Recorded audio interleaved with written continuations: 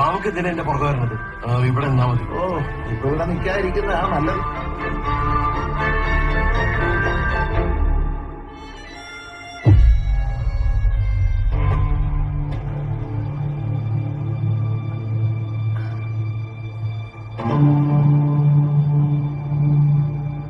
അമ്മച്ചയ്ക്ക് എന്താ പറ്റി?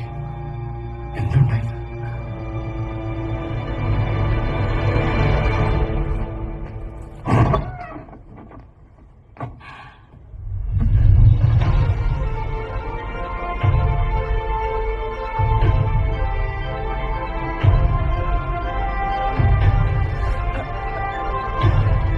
ഞാൻ നിലവിളിച്ചു.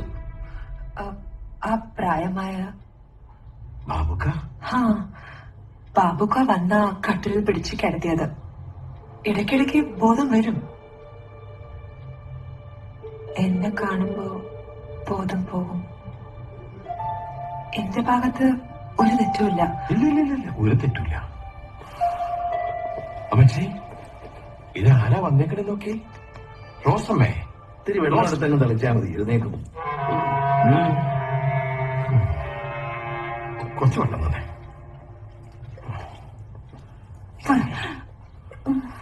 റോസമ്മേ, ഇത് ഞാനാ. എഴുന്നേറ്റെ.